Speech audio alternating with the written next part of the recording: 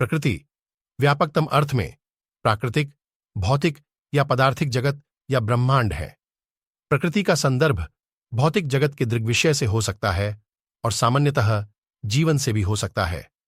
प्रकृति का अध्ययन विज्ञान के अध्ययन का बड़ा हिस्सा है। यद्यपि मानव प्रकृति का हिस्सा है, मानवीय क्रिया को प्रायः अन्य प्राकृतिक दृग्विषय से अलग श्रेणी के रूप में समझा जाता है। पृथ्वी एकमात्र ऐसा ग्रह है जिसे जीवन का समर्थन करने के लिए जाना जाता है और इसकी प्राकृतिक विशेषताएं वैज्ञानिक अनुसंधान के कई क्षेत्रों का विषय हैं। सौरमंडल के भीतर यह सूर्य के सबसे करीब तीसरा है। यह सबसे बड़ा स्थलीय ग्रह है और कुल मिलाकर 5वां सबसे बड़ा ग्रह है। इसकी सबसे प्रमुख जलवायु विशेषताएं इसके 2 बड़े ध्रुवीय क्षेत्र, 2 अपेक्षाकृत संकीर्ण समशीतोष्ण क्षेत्र और एक विस्तृत भूमध्यरेखीय उष्णकटिबंधीय से उपोष्णकटिबंधीय क्षेत्र हैं।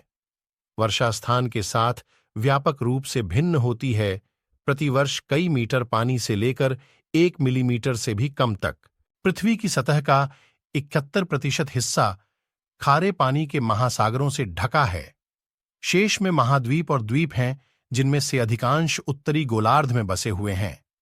पृथ्वी भूवैज्ञानिक और जैविक प्रक्रियाओं के माध्यम से विकसित हुई है, जिसने मूल स्थितियों के निशान छोड़े हैं।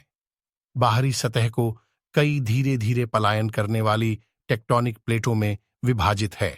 इंटीरियर सक्रिय रहता है। प्लास्टिक मेंटल की एक मोटी परत और एक लोहे से भरे कोर के साथ, जो एक चुंबकीय क्षेत्र उत्पन्न करता है। यह लौह कोर एक ठोस आंतरिक चरण और एक तरल बाहरी चरण से बना है। कोर में संवहन गति डायनेमो क्रिया के माध्यम से विद्युत धाराएं उत्पन्न करती है और ये बदले में भूचुंबकीय क्षेत्र उत्पन्न करती हैं। जीवन रूपों की उपस्थिति से वायुमंडलीय स्थितियों को मूल स्थितियों से महत्वपूर्ण रूप से बदल दिया गया है, जो एक पारिस्थितिक संतुलन बनाते हैं जो सतह की स्थिति को स्थिर करता है।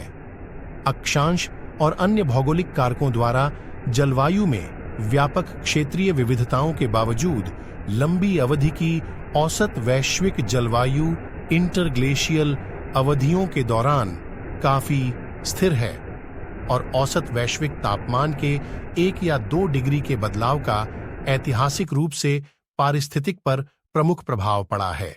संतुलन और पृथ्वी के वास्तविक भूगोल पर